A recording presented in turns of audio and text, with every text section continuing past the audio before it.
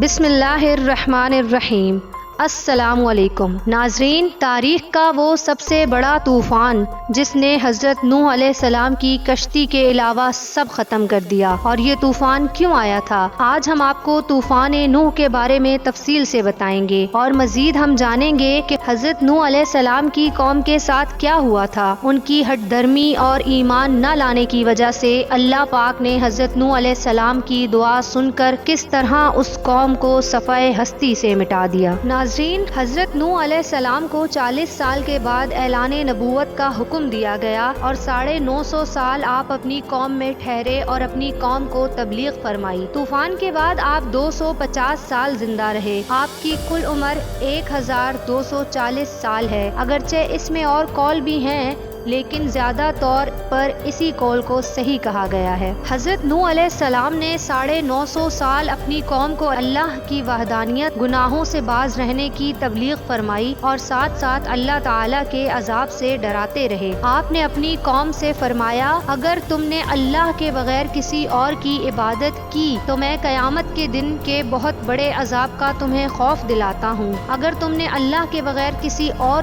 کو عبادت کے لائق سمجھا تو میں تمہیں دنیا و آخرت کے دردناک عذاب سے ڈراتا ہوں۔ اس آیت کریمہ میں اپنی قوم کو اخروی عذاب کے ساتھ ساتھ دنیا میں تباہی و بربادی سے بھی واضح طور پر ڈرایا گیا ہے کہ شاید قوم پر کچھ اثر ہو جائے، یعنی میں جو تمہیں اللہ تعالیٰ کی وحدانیت اور صرف اسی کی عبادت کرنے اور صرف اسی سے ڈرنے اور اس کے بغیر اور کسی کی عبادت کرنے پر دین و دنیا کی تباہی سے ڈرانے پر کوئی اجرت، مال و دولت کا مطالبہ تو نہیں کر رہا۔ اگر تم نے اس راہ کا تعین کر لیا ہے جو میں بتا رہا ہوں تو تمہاری کامیابی ہے، ورنہ تم ذلیل ہو جاؤ گے، تباہ و برباد ہو جاؤ گے، دین و دنیا کے خسارے میں پڑ جاؤ گے۔ اللہ تعالیٰ کے احکام تم تک پہنچانے میں مجھے تم سے کوئی غرض نہیں، کسی منصب، مال و دولت کے حصول کا کوئی لالچ نہیں، صرف اللہ کے حکم سے اللہ کی رضا مندی کے لیے تمہیں تبلیغ کر رہا ہوں۔ میرے اللہ نے مجھے اجر و ثواب عطا کرنا ہے، اس کے بے حساب رحمت کے ہوتے ہوئے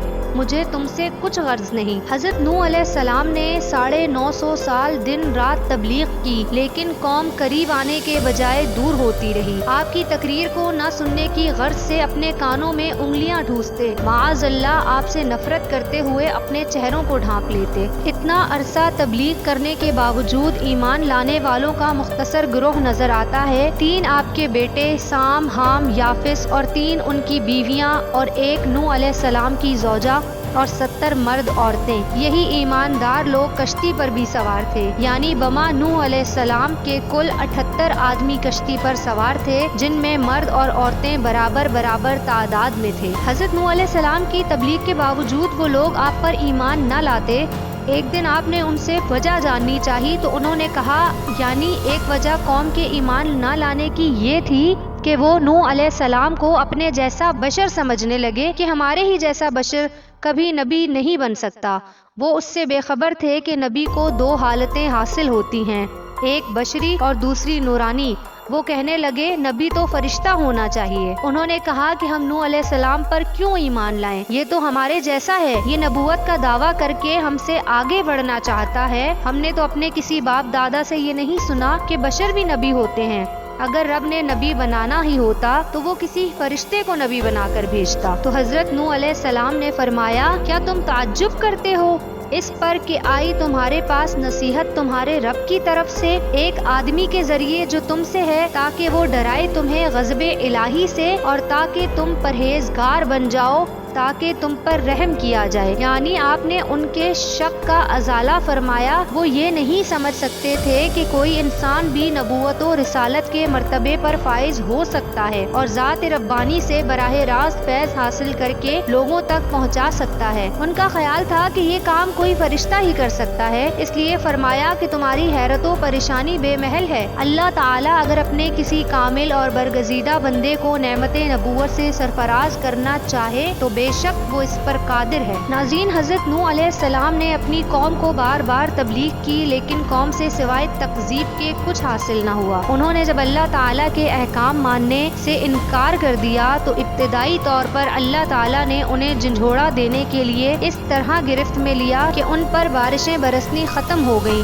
اور ان کی عورتیں بانجھ ہو گئی، ان کی اولاد پیدا ہونی ختم ہو گئی۔ قوم بار بار انکار کرتی رہی، کسی حال میں بھی وہ ایمان لانے پر تیار نہ تھی، لیکن نوح علیہ السلام صبر و تحمل سے انہیں جہنم کی آگ سے نکالنے اور دنیاوی مشکلات سے نکالنے کی تدبیر فرماتے ہوئے انہیں وہ طریقہ بتا رہے تھے جن سے وہ اپنے آپ کو مصائب و آلام سے نکال سکیں۔ آپ نے اپنی قوم کو بتایا کہ تمہاری مشکلات کا حل صرف اللہ تعالیٰ پر ایمان لانے، اس کی یاد کرنے، اس سے ڈرنے اور اس سے معافی طلب کرنے میں ہے، لیکن قوم اپنی ہٹ دھرمی پر اسی طرح قائم تھی۔ تکبر اتنا حد سے بڑھ چکا تھا کہ وہ ایک دوسرے کو یہی کہہ رہے تھے اور وہ بولے کہ ہرگز نہ چھوڑنا اپنے خداؤں کو، اور بے شک انہوں نے بہتوں کو بہکایا۔ حضرت نوح علیہ السلام کی ہر کوشش کے باوجود وہ اپنی ہٹ دھرمی پر قائم رہے اور وہ حضرت نوح علیہ السلام کو دھمکیاں دینے لگے اور وہ بولے کہ اے نوح،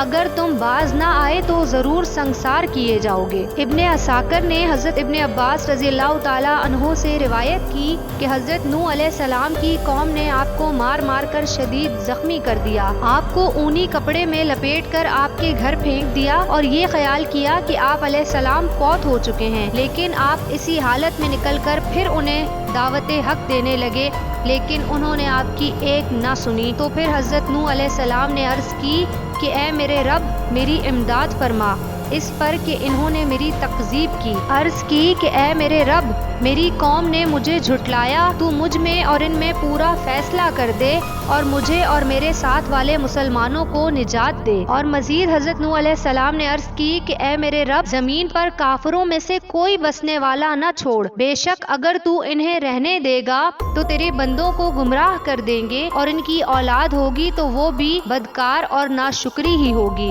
نوح علیہ السلام نے قوم کو برباد کرنے کے لیے دعا اس لیے نہیں کی کہ آپ کو گالیاں دینے کی دھمکی دی گئی تھی یا آپ کو سنسار کرنے کے لیے انہوں نے کہا تھا، بلکہ صرف وجہ یہ تھی کہ اے اللہ، جیسے تو نے خود بتا دیا ہے کہ جو ایمان لا چکے ہیں ان کے بغیر اور کوئی ایمان لانے والا نہیں، تو ان سے ایمان کی توقع جب نہیں اور ان کی اولاد سے بھی سوائے بدکاری اور ناشکری کے کوئی امید نہیں، تو ان کو زندہ رکھنے کا کیا فائدہ، ان کو تباہ و برباد کر دے۔ ناظرین، حضرت نوح علیہ السلام کی دعا کے بعد رب تعالیٰ نے فرما دیا کہ تمہاری قوم کو غرق کر دیا جائے گا، تم اپنے اور ایمان والے لوگوں کو بچاؤ کے لیے کشتی تیار کر لو۔ اللہ تعالیٰ نے فرمایا، اور کشتی بناؤ ہمارے حکم سے، اور ظالموں کے بارے میں مجھ سے بات نہ کرنا، وہ ضرور ڈبوئے جائیں گے۔ اور آپ کی ایک بیوی اور ایک بیٹا بھی کافر ہیں، وہ بھی غرق ہو جائیں گے، ان کے بچانے کی بھی دعا نہ کرنا، کیونکہ تمام کافروں کو ڈبونے کے فیصلے میں کوئی ترمیم نہیں ہوگی۔ ابن عساکر نے حضرت ابن عباس رضی اللہ تعالیٰ عنہ سے روایت کی ہے کہ نوح علیہ السلام کو معلوم نہیں تھا کہ کیسے کشتی بنائیں، تو اللہ تعالیٰ نے آپ کی طرف وحی کی کہ کشتی کا اگلا حصہ مرغ کے سر کی طرح بنانا، اور اس کے درمیان کا حصہ پرندوں کے پوٹے کی طرح بنائیں، اور پچھلا حصہ مرغ کی دم کی طرح بنائیں، اور اس کے اطراف میں دروازے بنائیں، میخوں سے مضبوط کریں، اور سوائے نیچے والی طرف کے ہر طرف میں تارکول کی لپائی کر دو۔ کشتی بنانے میں حضرت نوح علیہ السلام کی حضرت جبرائیل علیہ السلام اور دوسرے فرشتوں نے بھی مدد کی۔ کشتی کی لمبائی 450 فٹ، چوڑائی 75 فٹ اور اونچائی 45 فٹ تھی۔ ساگوان کی لکڑی سے تیار کی گئی تھی، جس کے تیار کرنے میں 2 سال صرف ہوئے۔ کشتی 3 منزلہ تھی۔ پہلی منزل میں وحشی جانور، درندے اور حشرات الارض، کیڑے مکوڑے تھے، اور درمیانی حصے میں پالتو جانور، چوپائے وغیرہ تھے، اور سب سے اوپر والی منزل میں حضرت نوح علیہ السلام اور ان کے ساتھ ایمان لانے والے حضرات تھے، اور اپنا زاد راہ یعنی کھانے پینے کی اشیاء رکھی گئی تھی۔ ناظرین، کشتی میں وہی لوگ لوگ سوار تھے جو آپ کے ساتھ ایمان لائے تھے۔ اللہ تعالیٰ نے حضرت نوح علیہ السلام کو بتا دیا تھا کہ جب تنور سے پانی نکلنا شروع ہو جائے تو سمجھو کہ اب طوفان آ رہا ہے، اس وقت تم کشتی پر سوار ہو جانا، تمام جانوروں کا ایک ایک جوڑا اور ایمان لانے والوں کو بھی ساتھ کشتی میں سوار کر لینا۔ یہ تنور کوفہ میں تھا۔ صحیح یہی ہے کہ عام تنور تھا جس میں آپ کی زوجہ روٹیاں پکاتی تھی اور اسی سے طوفان کی ابتدا ہوئی۔ اللہ تبارک و تعالیٰ نے قرآن کریم میں ارشاد فرمایا، اور یہاں تک کہ جب ہمارا حکم آیا تو تنور نے جوش مارا، یعنی کہ جس طرح ہنڈیا ابلتی ہے اس طرح تنور ابلنا شروع ہوا تو آپ علیہ السلام کو معلوم ہو گیا کہ اب طوفان آنے والا ہے۔ جب تنور سے پانی نکلنا شروع ہوا تو حضرت نوح علیہ السلام نے تمام ایمان والوں کو حکم دیا کہ اب کشتی پر سوار ہو جاؤ اور سوار ہوتے وقت اللہ کے نام سے ابتدا کرو، اور آپ نے کہا اس میں سوار ہو اللہ کے نام پر، اس کا چلنا اور اس کا ٹھہرنا، بے شک میرا رب ضرور بخشنے والا اور مہربان ہے۔ حضرت نوح علیہ السلام نے اپنی قوم کو کشتی پر سوار ہو کر اللہ کا نام لینے کا حکم دے کر یہ واضح کر دیا کہ کشتی حقیقت میں اتنے بڑے طوفان سے نجات کا ذریعہ نہیں، بلکہ اللہ تعالیٰ کے فضل ہی سے اسے چلنا ہے اور اسی کے فضل سے اس نے لنگر انداز ہونا ہے۔ آپ علیہ السلام کا مقصد یہ تھا کہ کشتی پر اعتماد نہ کرو بلکہ صرف اللہ تعالیٰ کی ذات پر اعتماد کرو، یہ کشتی تو صرف ایک سبب ہے۔ اور جب طوفان کی ابتدا تنور سے ہو چکی تو آسمانوں کو پانی برسانے اور زمین کو چشموں سے پانی نکالنے کا حکم دے دیا گیا۔ آسمانوں اور زمین کے پانی نے مل کر ایک عظیم ہولناک منظر پیش کیا۔ اللہ تعالیٰ نے فرمایا کہ ہم نے آسمانوں کے دروازے کھول دیے زور کے بہتے پانی سے، اور زمین چشمے کر کے بہا دی، یعنی زمین سے چشمے جاری کر کے زور سے پانی بہا دیا تو دونوں پانی مل گئے اس مقدار پر جو مقرر تھی۔ زمین و آسمان کے پانیوں نے مل کر اتنی شدید طغیانی برپا کر دی کہ موجیں جب اٹھتی تو بہت بڑے بلند پہاڑوں کی طرح نظر آتی۔ ناظرین، حضرت نوح علیہ السلام کی کشتی 10 رجب کو چلی اور 10 محرم کو جودی پہاڑ پر لنگر انداز ہو گئی۔ کشتی 6 ماہ مسلسل طوفان میں رہی۔ 10 محرم کو طوفان سے نجات ملنے پر حضرت نوح علیہ السلام اور آپ کی قوم نے روزہ رکھا۔ حضرت نوح علیہ السلام کے 4 بیٹے تھے، ان میں سے 3 مومن تھے جو آپ کے ساتھ کشتی میں سوار ہوئے تھے، جن کے نام سام، حام اور یافس تھے، اور ایک آپ کا بیٹا منافق تھا جس کا نام کنعان تھا، وہ کشتی میں سوار نہیں ہوا تھا جو غرق ہو گیا۔ چونکہ یہ منافق تھا یعنی ظاہر طور پر مومن تھا اور در حقیقت کافر تھا اور کافروں سے ملا ہوا تھا۔ نوح علیہ السلام کا یہ بیٹا گھوڑے پر سوار تھا، اترا رہا تھا کہ میں پہاڑ پر چڑھ کر اپنے آپ کو بچا لوں گا۔